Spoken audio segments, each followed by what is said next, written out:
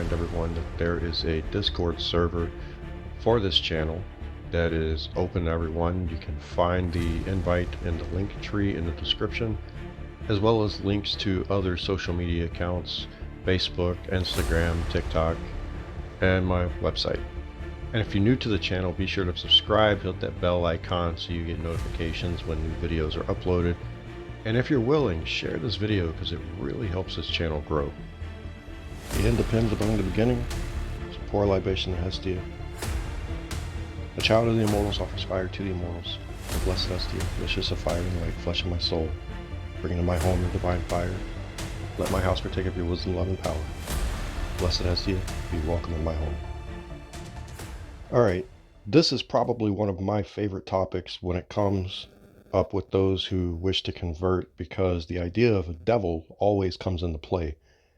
I often see confusion on the side of Hellenists when the question of evil comes into the conversation. Unlike Christianity, there is no ultimate entity of evil within the Hellenic religion. The concept that an almighty God, who is all good, created an entity of pure evil is flawed, for reasons already established in previous videos within this playlist. So chapter 12 of Only Gods in the World discusses evil and where it comes into play. So we've established that the gods are inherently good and harmonize the cosmos, but the question of where evil falls into this often comes in. The view is that evil does not exist as an entity to itself, but rather it is merely the absence of good. If we look at the analogy of darkness and light, darkness is simply the absence of light. So it stands to reason that evil is merely the absence of good. Through this view, we can see goodness as fundamental and a positive aspect of reality and linked to the divine nature of the gods themselves. As the gods are inherently good and bestow order to the world, moral values reflect their benevolence. Within this foundation, everything in existence has the potential for good, and their natural state of being is harmonious and virtuous. However, when this goodness is obstructed and prevented from flowing, what remains is what we perceive and refer to as evil.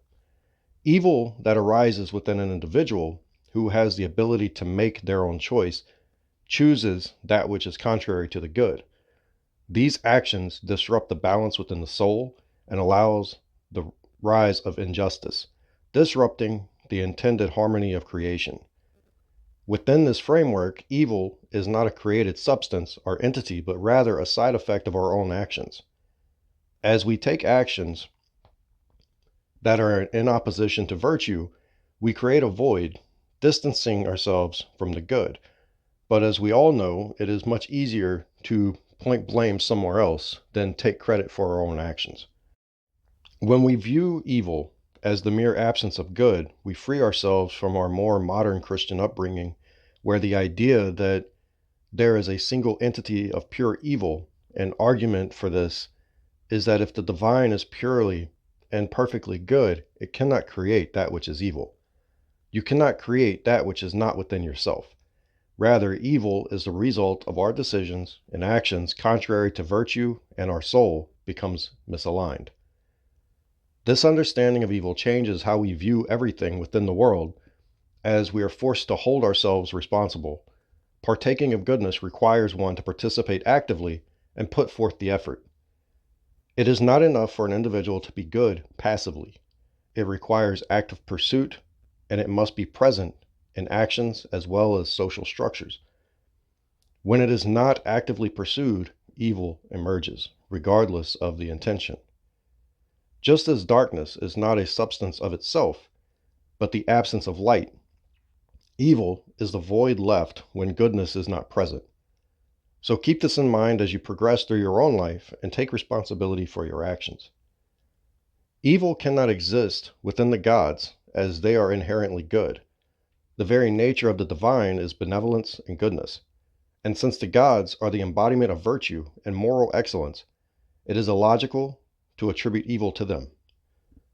The very essence of the gods is fundamentally opposed to evil.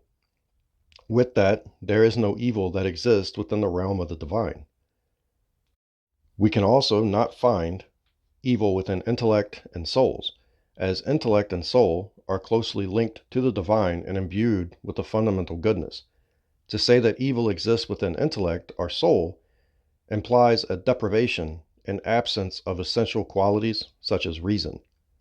This deprivation contradicts their very existence, as an intellect without intellect or a soul without its essence. Therefore, the presence of evil within these is a contradiction. To go further, the union of soul and body also does not give rise to evil. Both the body and soul individually are not inherently evil. The soul, being a reflection of the divine, holds potential for virtue and rationality, while the body, being a creature of the divine order, serves as a vessel for the soul to express itself in the material world. The union of body and soul is intended to manifest the soul's virtue through the actions of the physical body. If both of these components are good within their very nature, then their combination cannot inherently produce evil. Evil instead arises from the misuse of these faculties. So we are able to see that evil is not an intrinsic property of being or a combination, but rather comes from the choices made by us. It is when intellect or soul that is in union with the body makes a choice that deviates from the path of goodness. Evil then manifests in the absence of the intended virtue. These decisions reflect the moving away from the natural order of rationality and moral integrity. Thus, evil is nothing more than a byproduct of our ability to decide against the divine aligned course, and not a quality that is inherent within the soul, body, or union of the two. By contemplating this, we see the importance of understanding that evil is rational rather than inherent. It is simply the lack of good actions and the failure to align with reason and virtue. If we emphasize this absence, we bring attention to the role of individual and collective responsibility in nurturing as well as maintaining goodness. Evil gives us notice that action is needed to embody the virtues inherent within our souls and intellectual capacities. Now, if we propose that daemons are evil, it is reasonable that daemons cannot derive their inherent power from the gods. Since the gods are inherently good, they cannot endow beings with inherent evil natures or powers.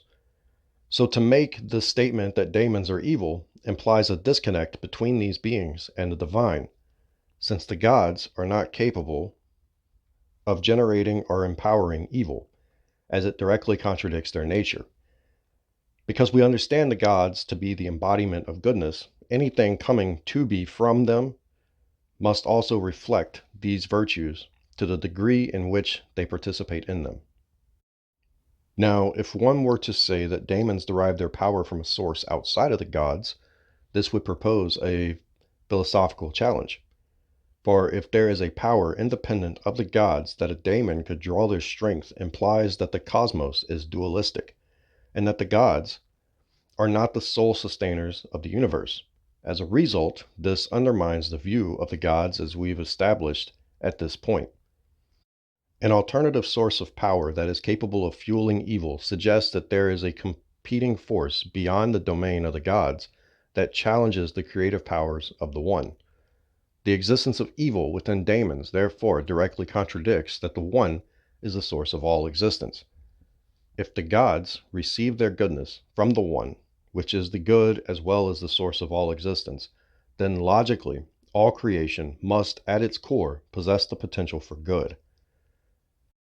We must also remember that what is necessary may not always appear to be good from our perspective. The notion that there is nothing in this world that is naturally evil, rather that evil comes to be from human actions, reflects understanding of morality and human behavior. Evil is not a quality that objects or entities possess, but instead a consequence of choices and intentions of the human race. Not even the actions are inherently evil, but the context, motivations, and consequences that determine their moral nature. So we can recognize that the human agency plays a crucial role in the manifestation of ethical principles and behaviors. Although human actions may range from a wide variety of moral qualities, ranging from virtuous to malevolent. Some individuals may partake in actions which others perceive to be evil while gaining personal satisfaction or pleasure. This shows that an individual may justify or rationalize their actions based on personal desires or perceived benefits, even if these actions are considered to be harmful or unethical. We can use the example of adultery to explain this better. In many ethical frameworks, this is viewed as a breach of trust between two individuals who have committed themselves to one another. The act alone may be viewed as morally wrong due to the potential to inflict emotional pain and disrupt the harmony of their home, although the individual who is engaging in the adultery may perceive things differently, especially as the act is carrying on. They may derive pleasure from the experience and consider the immediate physical satisfaction or emotional connection outside of their marriage to be good. This discrepancy shows the subjective nature of morality and complexity of evaluating the ethical dimensions of human behavior. A personal note here: it is my belief that engaging in adultery is morally wrong. This includes the outside party if they are aware of the adultery taking place. The pleasure that is obtained through these actions may be viewed differently depending upon one's ethical and moral standpoints. Physical pleasure is often attributed to positive experiences and sensations that give to personal well-being and satisfaction. It is the ethical question that arises when pleasure is gained from morally questionable acts. It brings to question the balance between self-gratification and one's own ethical responsibility. Some individuals may justify their moral actions by placing priority on their desires or emotional needs rather than ethical considerations. This often leads to conflicts between personal values and social norms. The soul experiences guilt from its actions, which stems from a fundamental desire for what is good. But the very definition of what true goodness is often gets distorted. In philosophical and religious traditions, the soul is very often seen as striving towards virtue, reflecting its divine origin. It is, however, possible for the body to cause the soul to become misguided. This is where individuals often engage in actions and make decisions that contradict the soul's deeper yearning for goodness. Now, when the soul goes off the path of virtue and commits acts that result in guilt, it disrupts the harmony between its inherent aspirations and its actions.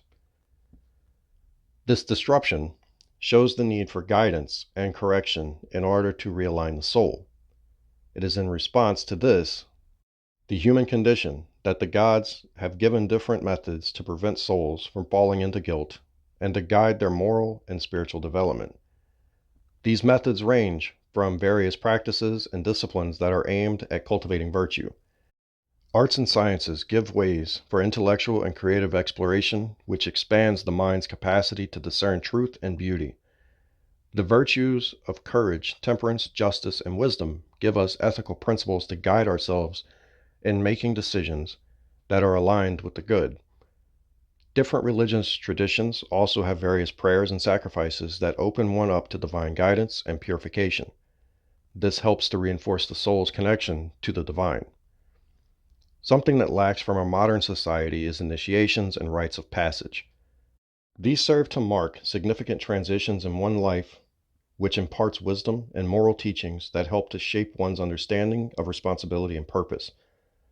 Laws and politics serve to establish a social framework in which judgments and punishments are issued as consequences for one's actions. These are meant to promote justice, order, and accountability within the social structure. These societal structures act to not only deter wrongdoing, but to uphold moral and ethical standards to promote what's good for all. However, when the soul strays from the path of virtue and brings about guilt, these practices serve as pathways for healing. They offer opportunities for self-reflection, so they may learn from their previous mistakes. The combination of guidance and discipline brings harmony back to the soul where it longs for goodness. There is a common theme among philosophical and religious traditions that they share some version of an afterlife or the purification of a soul upon departing the physical world. The soul lives on after the mortal shell passes, where it is often believed that they encounter some entity whose duty it is to guide and purify the souls from guilt that they have accumulated from their mortal existence. This shows that there is a process of purification to correct any spiritual consequences that they may have acquired during their incarnation. The belief that there is an entity or entities who oversee the purification of souls after death suggests a compassionate aspect of the divine order, allowing souls the opportunity to return. These entities include those tasked with guiding souls from one realm of existence to another, and facilitating the journey toward spiritual growth, toward union with the divine source. Tradition, typically, have their own rituals, such as prayers, offerings, and religious ceremonies for purifications. In some traditions, the ceremonies are performed on behalf of the deceased to aid their transition to and for purifications in the afterlife. These are typically intended to help the soul's progress toward a higher spiritual awareness in its journey.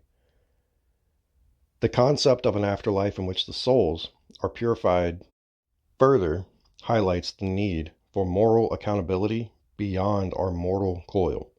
It signifies the idea that there are consequences for one's actions, both positive and negative, which surpass the physical world. Typically, souls are seen accountable for their actions made within their lifetime. This is not to say that you should do everything in this life to prepare for an afterlife, as it defeats the purpose of living. One should strive to live this life well, in a balanced and virtuous manner. So that concludes this video. Do you have a different view of evil than the one Sallustius gives? Let me know in the comments below. If you enjoyed this video, hit that like button, subscribe for more content, and share this video to help the channel grow. Check the description for the link tree where all of my social media accounts are and for an invite to the new Discord server. So until next time, remember that the end depends upon the beginning, and I'll see you in the next video. Salate.